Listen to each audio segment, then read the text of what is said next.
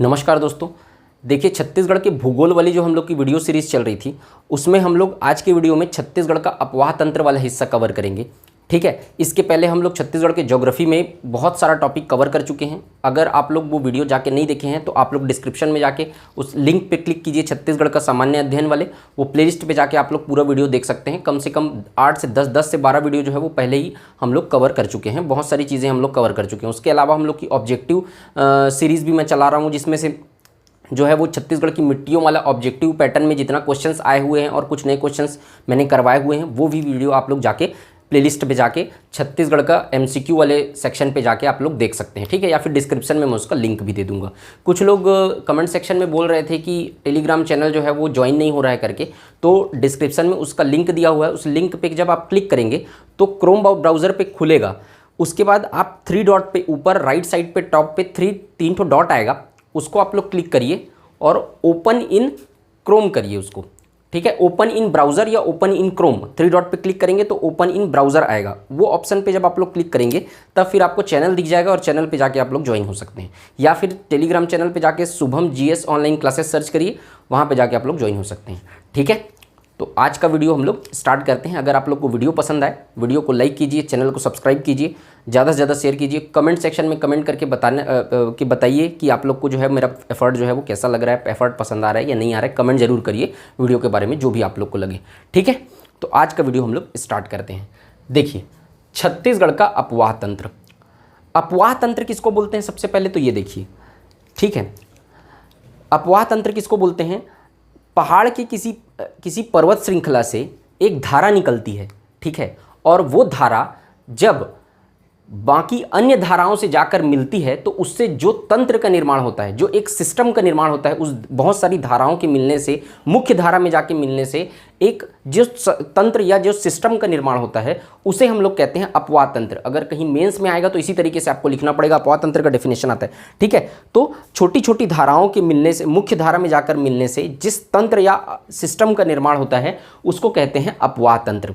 ठीक है, अब हमको ये देखना है इसमें, या इस वाले टॉपिक से देखिए बहुत सारे पेपर्स में, हर पेपर में आपको एक से दो क्वेश्चन देखने के लिए मिलेगा इससे, इस वाले टॉपिक से। इसके बाद इसका बांध वाला टॉपिक है, सिंचाई परियोजना इसी से कनेक्ट है। तो बांध वाला जो टॉपिक है हम लोग इसके बाद पढ़ाऊंगा, क्योंकि एक ही आपको अगर नदी के साथ साथ में थोड़ा थोड़ा बांध का ओवरव्यू देते जाऊँगा, लेकिन बांध वाला टॉपिक अपन अलग से पढ़ेंगे। अगर यहीं पर आपको बताऊँगा तो थोड़ा सा हौच पौच हो जाएगा। ठीक है, तो अगर आपको अलग से बताऊँगा उस सब चीज़ों के बारे में। ठीक है, तो अपवाह तंत्र आप लोग समझ गए। बहुत सारे क्वेश्चंस आते हैं, बहुत इंपॉर्टेंट टॉपिक है, अच्छे से देखिए और अच्छे से नोट करते चलिए इसको। अपवाह तंत्र कितने प्रकार के हैं छत्तीसगढ़ में वो देखते हैं अपन। तो टोटल 5 अपवाह तंत्र है छत्तीसगढ़ में। ठीक है, 5 अपवाह तंत्र है छत्तीसगढ़ में।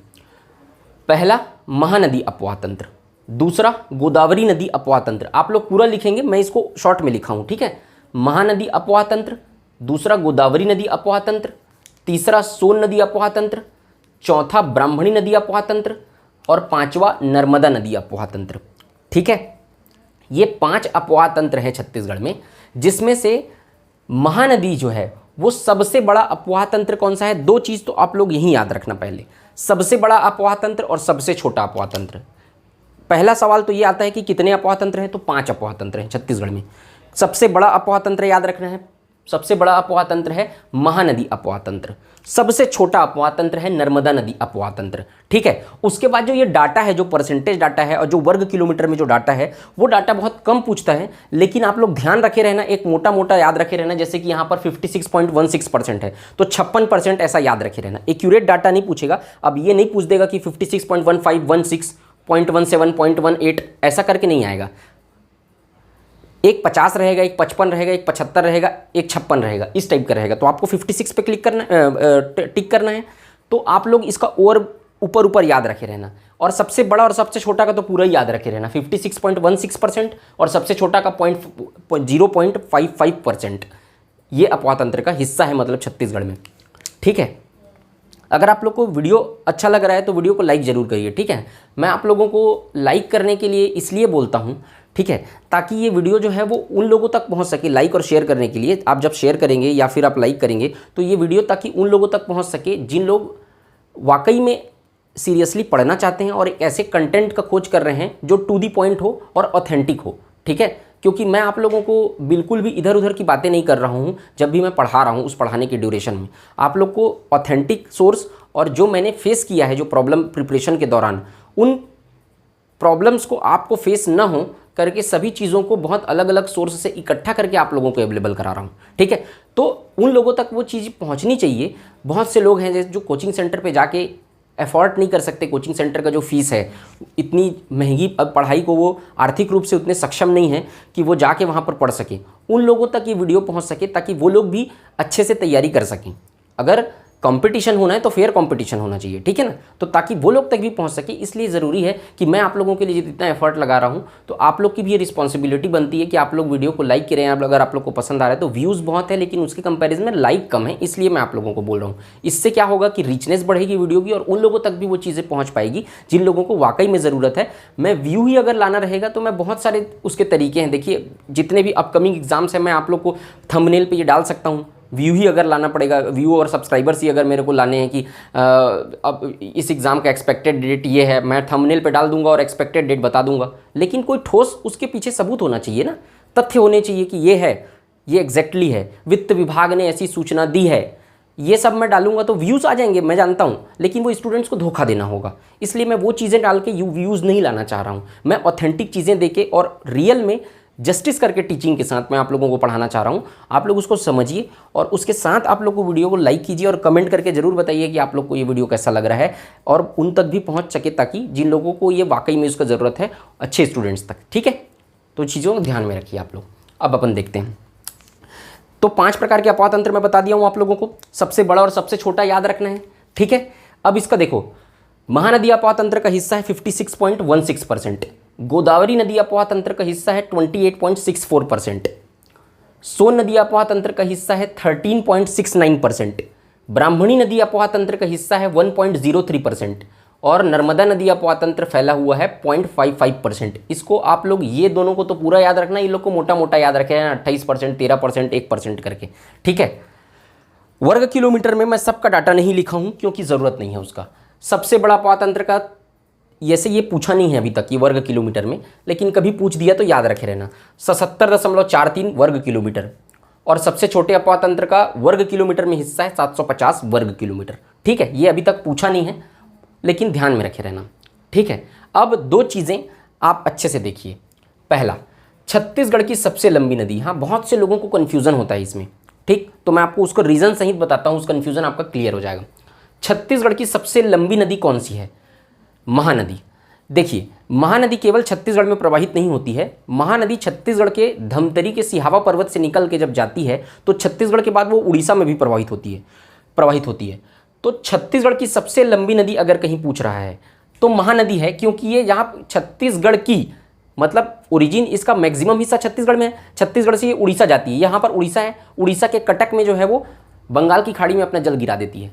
तो इसका कुल लेंथ है 858 किलोमीटर, कुल टोटल लेंथ छत्तीसगढ़ और उड़ीसा दोनों मिला के 858 किलोमीटर दोनों राज्यों में।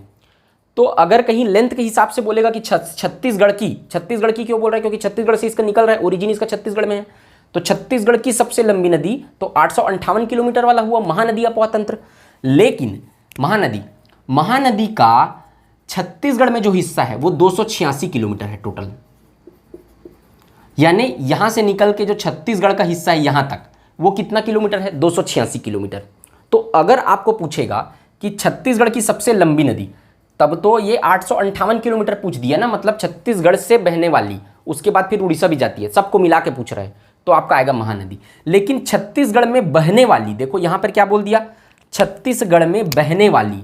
अब आपको उड़ीसा को छोड़ देना है, आपको उड़ीसा में बह रहा है उससे कोई मतलब नहीं है।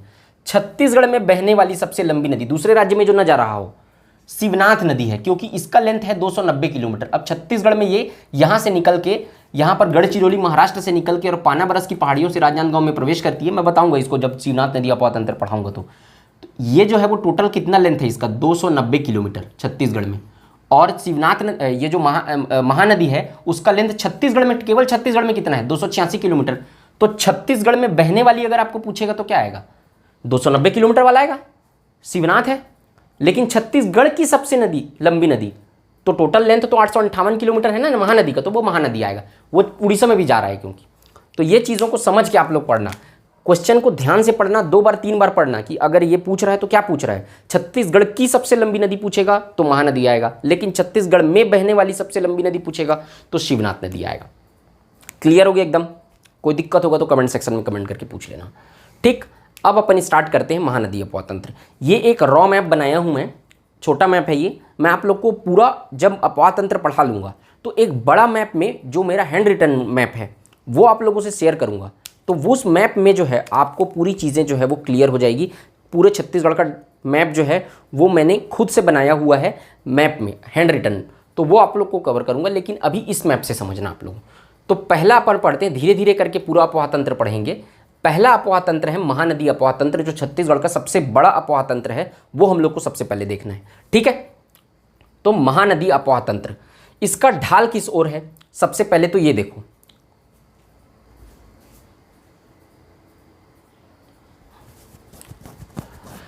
इसका ढाल किस ओर है? तो जो महानदी अपवाह तंत्र का ढाल है वो है आपका पूर्व दिशा की ओर। पूर्व दिशा की ओर क्यों बोल रहे हैं? क्योंकि यहां से जाके ये अल्टीमेटली किस दिशा में जा रहा है? इस दिशा में जा रहा है, उड़ीसा इस डायरेक्शन पे है, उस डायरेक्शन, इसलिए ढाल इसका इस ओर है, पूर्व दिशा की ओर। इसका उद्गम देखते हैं महानदी का। ठीक है, महानदी का उद्गम होता है सिहावा पर्वत के फरसिया नामक जगह से। यह है धमतरी आपका, यह है क्या? धमतरी। ये गरियाबंद है, ये धमतरी है। धमतरी में एक पर्वत है सिहावा पर्वत। सिहावा पर्वत के फरसिया नामक स्थान से, जनरली सिहावा पर्वत को पूछता है, लेकिन अगर कहीं किसी पेपर में पूछ दिया, आजकल जो पीएससी है वो बहुत ज़्यादा डीप में जाके पूछ रहा है, तो व्यापम के एग्जाम्स में तो इतना डीप में नहीं पूछेगा, लेकिन पीएससी में पूछ सकता है। और उसके अंदर तो फरसिया नामक स्थान से, तो पूरा याद रखना, सिहावा पर्वत के फरसिया नामक स्थान से किसका उद्गम हुआ है? महानदी का उद्गम होता है। ठीक है, अब देखते हैं। देखिए, 2 चीज़ें इसमें ध्यान रखना है कि कौन सी दिशा में प्रवाहित होती है और कौन कौन से जिलों से प्रवाहित होती है। तो दोनों चीज़ आपको याद रखना है। सबसे पहले महानदी जो है धमतरी से निकल के पहले सबसे पहले कौन सी दिशा में जाती हुई दिख रही है आपको? देखो, यहाँ से धमतरी मैप बनाया हूँ, धमतरी से निकल रहा है, अब किधर जा रहा है? इस साइड जा रहा है ना, तो ये पश्चिम दिशा है, वेस्ट। तो सबसे पहले कहाँ जाता है? धमतरी से निकल के कौन सी दिशा में प्रवाहित होती है? पश्चिम। एक एक करके पूछता है ना। सबसे शुरू में धमतरी सिहावा पर्वत से निकलने के पश्चात जो रहता है वो महानदी का जो प्रवाह है वो किस ओर रहता है, ऐसा करके पूछता है। तो ये सबसे पहले किधर जाएगा? पश्चिम में जा रहा है, यहाँ। उसके बाद यहाँ पर पहुँच गया अपन कांकेर। कांकेर में आपका कांकेर के चारामा नामक गांव है, एक जगह है चारामा से ये कौन सी ओर घूम जा रहा है? उत्तर पूर्व की ओर घूम जा रहा है। ये देखिए आप, उत्तर पूर्व, ये क्या है? पूर्व, ये क्या है? उत्तर। ऐसा जा रहा है कि नहीं जा रहा है? ये देखो। तो धमतरी से जब निकला तो कौन से ओर है? पश्चिम की ओर जाता है। उसके बाद कांकेर के चारामा तहसील से ये मुड़ जाता है, उत्तर पश्चिम की ओर घूम जाता है। तो अगर कहीं पूछेगा कि कांकेर के चारामा तहसील के पश्चात महानदी की दिशा कौन सा ओर है, तो कौन सा है? उत्तर पश्चिम की ओर है, उत्तर पूर्व की ओर है। ठीक है, उत्तर पूर्व की ओर। तो इसको आप लोग, मैं शॉर्ट में लिखा हूं, आप लोग को पूरा लिखना है। शुरुआत में पश्चिम की ओर, उसके बाद चारामा से शिवरीनारायण तक, यहां से पूरा लगभग आप देखेंगे ये शिवरीनारायण है। कांकेर के चारामा से लेके शिवरीनारायण तक लगभग इस दिशा में है, मतलब कि ये किस दिशा में है? उत्तर पूर्व दिशा की ओर। उत्तर पूर्व चारामा से लेके शिवरीनारायण तक। ठीक है, और उसके बाद शिवरीनारायण से ये किस ओर चला जाता है?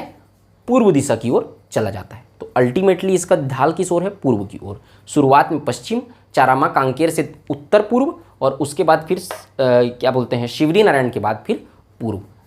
तो ये चीज़ आपको पूरा इसका प्रवाह क्षेत्र है। और इसके बाद आपको ध्यान रखना है कि कौन कौन से जिले से प्रवाहित होती है। तो अभी जो है 32 जिला बन चुका है, लेकिन वो जो नए 4 जिले हैं वो अस्तित्व में नहीं आए हैं, राजपत्र में प्रकाशित नहीं हुआ है। तो उसके बनने के बाद अभी वर्तमान में उसके बना नहीं है, तब 28 जिलों के हिसाब से महानदी कुल टोटल 9 जिलों से प्रवाहित होती है। दोनों पॉइंट आप लोग को लिखना है। 28 जिलों के हिसाब से अगर आप लोग को क्वेश्चन में मेंशन करके अभी देगा, जितने भी पेपर्स अभी आने वाले हैं रिसेंटली, उसमें अगर कहीं मेंशन करके देगा कि 32 जिलों के हिसाब से, या फिर अगर कहीं बोलेगा कि नए जिलों के गठन के बाद, तब आपको महानदी का प्रवाह 10 जिलों में लेना है। क्योंकि एक जिला शक्ति भी बन गया है जांजगीर चांपा से कट के, थोड़ा सा जांजगीर चांपा वाला हिस्सा और रायगढ़ वाले हिस्से को लेकर, तो शक्ति बन गया है। तो 10 जिलों से होगा अगर कहीं नए जिले के हिसाब से। लेकिन अगर पुराने हिसाब से अगर कहीं कुछ नहीं दिया है एग्जाम में, तो आपको पुराने के हिसाब से लेना है, 28 जिलों के हिसाब से लेना है। और 28 जिलों के हिसाब से महानदी जो है वो 9 जिलों से होकर प्रवाहित होती है कुल टोटल। मैं आप लोग को अभी बता रहा हूँ, उसको मैं यहाँ पे नहीं लिखा हूँ, आप लोग, मैं बोलते जा रहा हूँ, आप लोग लिखते जाइए। प्रवाह क्षेत्र महानदी का सबसे पहले धमतरी नंबर 1, उसके बाद कांकेर दूसरा, तीसरा बालोद। कांकेर के बाद कहाँ जाती है महानदी? बालोद। चौथा फिर धमतरी है, इसलिए ये धमतरी जो होगा वो नहीं आएगा, धमतरी को एक ही बार लेना है। तो 1 धमतरी, 2 कांकेर, 3 बालोद, 4 गरियाबंद, 5 रायपुर, उसके बाद जाती है महासमुंद 6, महासमुंद के बाद 8वां यहाँ पे और डाल लेना है, यहाँ पर बलौदा बाजार। ठीक है, महासमुंद से जस्ट ऊपर क्या है? बलौदा बाजार। तो महासमुंद के बाद जाती है महानदी बलौदा बाजार जिले में। बलौदा बाजार जिले के बाद ये कितना हो गया? 7, 8वां जांजगीर चांपा जिला, ठीक है, और 9वां रायगढ़ जिला। तो टोटल कौन कितने जिलों से प्रवाहित होती है? 9। अगर 32 जिलों के हिसाब से देखें तो यही जांजगीर चांपा जिला को 2 भाग में काट दिया गया है, एक भाग और बन गया शक्ति जिला। तो टोटल 10 जिला अगर 32 जिले के हिसाब से देखें तो। 28 जिलों के हिसाब से मैं अभी आपको बता रहा हूँ, तो ये हो गया आपका 9 जिला में प्रवाहित होती है। तो दोनों चीज़ों को आप लोग लिख लेना, और पूरा आपको ये भी याद रखना है कि कौन कौन से जिले से प्रवाहित हो रही है, जिलों का नाम भी याद रखना है। ठीक, तो ये हो गया आपका। इसका सहायक नदी देखते हैं अपन। तो महानदी की सबसे लंबी सहायक नदी, सबसे पहले महानदी के बारे में लिख लेना ना। महानदी की कुल लंबाई कितनी है? 858 किलोमीटर। लेकिन दूसरा पॉइंट लिखना, सबसे पहला पॉइंट लिखना, महानदी की कुल लंबाई 858 किलोमीटर, छत्तीसगढ़ और उड़ीसा दोनों को मिला के। महानदी की छत्तीसगढ़ में लंबाई कितना? 286 किलोमीटर, 286 किलोमीटर। उसके बाद ध्यान रखना कि सबसे बड़ी सहायक नदी, ये जो लाल कलर में जितना बनाया हूं आपको, वो सब जो है महानदी की सहायक नदी है। सब नदियों को हम लोग धीरे धीरे करके पढ़ेंगे, ये एक वीडियो में कवर नहीं होगा, थोड़ा और एक दो वीडियो और लगेगा, एक वीडियो और आएगा। तो इसका सहायक नदी के बारे में हम लोग पढ़ेंगे। अभी आप देख लो इस मैप में कि कौन कौन सी सहायक नदी है। तो ये महानदी है। महानदी की सबसे बड़ी सहायक नदी लिखो, महानदी की सबसे बड़ी सहायक नदी है शिवनाथ नदी, ठीक है। और छत्तीसगढ़ की सबसे लंबी नदी कौन सी है? छत्तीसगढ़ में बहने वाली, वो भी शिवनाथ है। और महानदी की सबसे बड़ी सहायक नदी शिवनाथ नदी। उसके बाद और कौन कौन सी सहायक नदी है? तो उत्तर की ओर से आकर मिलने वाली सहायक नदी है हसदेव, मांड, केलो और इब। ठीक, 4 उत्तर से आके मिलने वाली महानदी की सहायक नदी है। और दक्षिण से जाकर मिलने वाली, इधर से जाकर कौन कौन सी मिल रही है? तो सबसे पहला जो दक्षिण से आकर मिलती है महानदी में, दूध नदी। उसके बाद सिलियारी नदी धमतरी में जाकर मिलती है। दूध नदी कांकेर में जाकर महानदी से मिलती है, सिलियारी नदी धमतरी में जाकर महानदी से मिलती है। राजिम में सोंढूर और पैरी नदी राजिम में जाकर मिलती है, जहां पे राजिम में महानदी, पैरी और सोंढूर 3 नदियों का संगम है, त्रिवेणी संगम। छत्तीसगढ़ का प्रयाग कहा जाता है राजिम को, अभी देखेंगे हम लोग। उसके बाद महासमुंद में जब महानदी पहुंचती है तो सूखा और कोडार नदी पहले सूखा नदी से आकर मिलती है, और सूखा नदी जो है वो महानदी में जाकर मिलती है। तो ये भी एक सहायक नदी है महानदी में, जो दक्षिण से जाकर मिल रही है। उसके बाद जांजगीर चांपा में त्रिवेणी संगम है, फिर से शिवरी नारायण में। जो हसदेव नदी है वो यहाँ नहीं मिल रहा है, ठीक, हसदेव नदी थोड़ा आगे मिलता है, ठीक है ना, ये ध्यान रखना। शिवरी नारायण जो है, शिवरी नारायण में 3 संगम, त्रिवेणी संगम है। कौन कौन सा? महानदी, शिवनाथ और जोंक नदी। यहाँ पर से जोंक नदी आ रहा है, ठीक है। तो 3 संगम शिवरी नारायण में। उसके बाद थोड़ा शिवरी नारायण के आगे हसदेव नदी आकर कहाँ मिल जाती है? जांजगीर क्या बोलते हैं, महानदी से मिल जाती है। उसके बाद चंद्रपुर में फिर से त्रिवेणी संगम है, महानदी, मांड और लात। उत्तर दिशा से आके मांड नदी मिलती है, दक्षिण दिशा से लात नदी मिलती है। तो 3 तो त्रिवेणी संगम है छत्तीसगढ़ में टोटल। पहला राजिम में, ठीक, राजिम में क्या? महानदी, पैरी और सोंढूर। पैरी नदी, इसमें भी याद रखना आप लोग, पैरी नदी लंबी नदी है, सोंढूर नदी पैरी की सहायक नदी है, ठीक, याद रखना इस चीज को। सोंढूर नदी जो है वो पैरी की सहायक नदी है। सबसे पहले सोंढूर नदी जाकर पैरी नदी से मिल जाती है, और उसके बाद पैरी नदी में मिलकर पैरी नदी जो है वो अपना, पैरी नदी जाकर कहाँ मिलती है? गरियाबंद के एकदम पास में है, इसलिए इसको त्रिवेणी संगम कहा जाता है। लेकिन अगर और डिस्क्राइब करके अगर पूछना बोल दिया तो सोंढूर नदी पहले जाके पैरी में मिलती है, और पैरी जाके फिर कहाँ मिलती है? गरियाबंद में महानदी से मिलती है। तो महानदी, पैरी और सोंढूर का संगम है राजिम में, जो पहले नंबर का त्रिवेणी संगम है। दूसरा त्रिवेणी संगम है शिवरीनारायण में महानदी, शिवनाथ और जोंक नदी का। और तीसरा त्रिवेणी संगम है छत्तीसगढ़ में चंद्रपुर में महानदी, मांड और लात नदी का। ठीक, तो 3 तो त्रिवेणी संगम है छत्तीसगढ़ में, जहां पर 3 ऐसी जगहें हैं जहां पर 3 नदियों का संगम है, उसे कहते हैं त्रिवेणी संगम। तो 3 ठो है, यहां पर लिख दिया हूं मैं राजिम, जिसको छत्तीसगढ़ का प्रयाग कहते हैं क्योंकि त्रिवेणी संगम है, महानदी, पैरी और सोंढूर। दूसरा है शिवरीनारायण में जो जांजगीर चांपा जिला में है, महानदी, शिवनाथ और जोंक, जिसको गुप्त प्रयाग कहते हैं। और तीसरा है चंद्रपुर, जहां महानदी, मांड और लात नदी जाकर मिलता है। तो राजिम जो है उसको प्रयाग कहते हैं। राजिम में राजीव लोचन मंदिर स्थित है, जो कि छत्तीसगढ़ का बहुत प्रसिद्ध मंदिर है, जिसे नलवंशी शासक विलासतुंग ने इसका निर्माण करवाया था। ठीक है, किसका? राजीव लोचन मंदिर का। वहां पर पीड़िया का प्रसाद दिया जाता है, ये सब क्वेश्चन आ चुका है। ठीक है ना। छत्तीसगढ़ का जो राजिम है, राजिम में राजीव लोचन मंदिर है, जहाँ काले रंग की विष्णु भगवान की प्रतिमा है और वहां पर पीड़िया का प्रसाद मिलता है। उसको नलवंशी शासक विलासतुंग ने बसाया था। ठीक है, तो ये याद रखना राजीव लोचन मंदिर से संबंधित। शिवरीनारायण में नर नारायण मंदिर है, मतलब विष्णु भगवान का ही मंदिर है। महानदी, शिवनाथ और जोंक नदी का संगम है, इसको गुप्त प्रयाग भी कहा जाता है। ठीक है, और चंद्रपुर में चंद्रहासनी, महानदी, मांड और लात नदी का संगम है। चंद्रपुर में चंद्रहासनी मंदिर स्थित है, देवी माँ का मंदिर है, चंद्रहासनी माता का मंदिर है। वहाँ पर हर दिन बकरे की बलि दी जाती है। ठीक है, ये याद रखना। तो यहाँ पर चंद्रपुर जो है वो देवी का मंदिर है, महानदी, मांड और लात नदी का संगम वहाँ भी है। ठीक, तो ये आपको, और केलो और इब नदी, एक चीज याद रखना, केलो और इब नदी छत्तीसगढ़ में अपना जल नहीं गिराती महानदी में। छत्तीसगढ़ से बाहर देख रहे हो महानदी उड़ीसा में जा रही, तो उड़ीसा में जाके केलो नदी और इब नदी जाके मिलती है, ये भी याद रखना अगर पूछा तो पूरे आप लोगों को महानदी और महानदी के सहायक नदी कहाँ कहाँ पर मिलती है वो पता चल गया। सबका जो कहाँ कहाँ से निकलती है उसको हम लोग देखेंगे। ठीक है, अगले वीडियो में। अभी आप समझो कि महानदी पर जो बांध बना हुआ है, महानदी जब उड़ीसा पर पहुँचती है तो उड़ीसा के कटक में जाकर बंगाल की खाड़ी में अपना जल गिराती है। तो महानदी में हीराकुंड बांध बना हुआ है उड़ीसा में, जो कि भारत का सबसे लंबा बांध है। याद रखना इस बात को।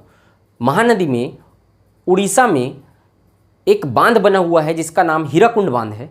क्योंकि ये हीराकुंड बांध इसलिए पड़ा क्योंकि उस समय यहाँ पर हीरे की अधिकता हुआ करती थी। ये छत्तीसगढ़ का ये जो पोर्शन, बॉर्डर वाला पोर्शन और उड़ीसा वाला पोर्शन है, हीरा की अधिकता हुआ करती थी। अभी भी गरियाबंद के मैनपुर क्षेत्र में हीरा पाया जाता है, तो इसी के कारण इसका नाम पड़ा हीराकुंड बांध। ये भारत का सबसे लंबा बांध है, इसलिए इंपॉर्टेंट है। इसके बाद याद रखना कि महानदी पर दिलीप सिंह जुदेव सेतु बना हुआ है, जो छत्तीसगढ़ का सबसे लंबा सड़क पुल है। याद रखना, छत्तीसगढ़ का सबसे लंबा सड़क पुल कौन सी नदी पे है? महानदी पे, जिसका नाम क्या है? दिलीप सिंह जुदेव सेतु, स्वर्गीय दिलीप सिंह जुदेव सेतु नाम है, जो छत्तीसगढ़ का सबसे लंबा पुल है। इसका लेंथ है 1830 मीटर, है ना। ये सब चीज याद रखे रहना, जो कि छत्तीसगढ़ के रायगढ़ के पुसौर को कहाँ से जोड़ता है? उड़ीसा के सरिया से जोड़ता है। छत्तीसगढ़ और उड़ीसा को कनेक्ट करने वाला पुल है दिलीप सिंह जुदेव सेतु, जो कि छत्तीसगढ़ के रायगढ़ के पुसौर, और ये दोनों गांव हैं, पुसौर को जोड़ता है उड़ीसा के सरिया से। पुसौर से सरिया तक का पुल है सरजी दिलीप सिंह जुदेव सेतु। 1830 मीटर इसका हाइट है, इसका लेंथ है। छत्तीसगढ़ का सबसे लंबा सड़क पुल। केशकाल घाटी, केशकाल घाटी जो है, मैं आपको क्या बताया था? चट्टान वाला हिस्सा जब बता रहा था आपको, पहाड़ वाला हिस्सा बता रहा था, तो केशकाल घाटी कहाँ है? यहाँ है, कोंडागांव में। कोंडागांव में जो केशकाल घाटी है वो जल विभाजक पर्वत है। आप लोग को पहाड़ वाले हिस्से में अच्छे से डिटेल में बताया हूँ इसको। केशकाल घाटी जल विभाजक पर्वत है, जिसके कारण महानदी का जल उत्तर की ओर और इंद्रावती नदी का जल जो है वो दक्षिण की ओर प्रवाहित होता है। तो केशकाल घाटी इसीलिए लिखा हूँ यहाँ पर। आप लोग वो वीडियो नहीं देखे हैं तो वीडियो जाके पहले देखो, पहाड़ वाला पूरा वीडियो कवर किया हूँ। उसके बाद छत्तीसगढ़ का सर्वाधिक क्षेत्रफल घेरने वाला जो अपवाह तंत्र है वो महानदी अपवाह तंत्र है। सबसे बड़ा अपवाह तंत्र है, सबसे ज़्यादा क्षेत्रफल घेरता है, ये भी याद रखना। महानदी के कुछ पुराने नाम याद रख लेते हैं, ये पूरा समझ गए, ये एकदम सफिशियंट है। ठीक है, ऑथेंटिक है, सफिशियंट है, इतना आप लोग अच्छे से पढ़िए और नोट करके चलती। प्राचीन नाम देख लेते हैं, प्राचीन नाम को पूछता है। महानदी का प्राचीन नाम था कनकनंदिनी, पुराना नाम। और कौन कौन से युग में कौन कौन सा नाम था वो भी देख लेते हैं। सतयुग में नीलोत्पला कहते थे, तो इसको ट्रिक से भी याद रख सकते हैं आप, सत्य नीला होता है, ऐसे ही ट्रिक से भी याद रख सकते हैं, सत्य नीला होता है। द्वापर में चित्रोत्पला कहते थे। अभी वर्तमान में इसका नाम क्या है? महानंदा। ठीक है, महानदी इसका वर्तमान में नाम है, इसको महानंदा भी कहते हैं, क्योंकि ये जो महानंदा थी वो जो एक ऋषि थी उनकी प्रिय शिष्या थी, ठीक है, तो उनके नाम पर इसका नाम पड़ गया महानंदा, ठीक है ना। तो सिहावा पर्वत पर एक ऋषि रहते थे और ऋषि की जो प्रिय शिष्या थी महानंदा, उसके नाम पर इसका महानदी का नाम पड़ गया महानंदा। तो महानदी या महानंदा वर्तमान में कहते हैं इसको। दूसरा नाम छत्तीसगढ़ की गंगा कहते हैं, छत्तीसगढ़ की जीवन रेखा, या फिर ऋषि तुल्य। तुल्य मतलब समान, ऋषि के समान, क्योंकि ये जो सिहावा पर्वत रहा है वो ऋषियों का पर्वत रहा है। ऋषि जो मुनि थे वहाँ पर जाके तपस्या करते थे, इसलिए इसको कहा गया महानंदा का। और महानदी का उद्गम कहाँ से हुआ? उसी पर्वत से हुआ, इसलिए इसे ऋषि तुल्य, ऋषि के समान कहा गया है। तो इसका 3 नाम याद रखना। अभी विधानसभा के पेपर में छत्तीसगढ़ के जीवन रेखा कौन सी नदी को कहते हैं आया था, बहुत से लोग शिवनाथ मार के आए थे, तो ये चीज़ को याद रखे रहना आप लोग। और ये जो कन्फ्यूज़न होता है वो चीज़ भी मैं आपको कवर कर दिया। अब जो इसकी सहायक नदियाँ हैं वो कहाँ से निकली हैं और कहाँ जाके मिलती हैं, और जो बाकी सहायक नदियों से संबंधित जो भी फैक्ट्स हैं वो हम लोग नेक्स्ट वीडियो में देखेंगे। आज का वीडियो में हम लोग अपवाह तंत्र का जो बेसिक था, महानदी अपवाह तंत्र, वो कवर कर लिए हैं, ठीक है। नेक्स्ट वीडियो में इसके सहायक नदियों को अपन कवर करेंगे। तो आई होप आप सबको ये वीडियो पसंद आया होगा। अगर वीडियो पसंद आया तो वीडियो को लाइक कीजिए, चैनल को सब्सक्राइब कीजिए, ज़्यादा से ज़्यादा शेयर कीजिए। मिलते हैं नेक्स्ट वीडियो में। जय हिंद, वंदे मातरम।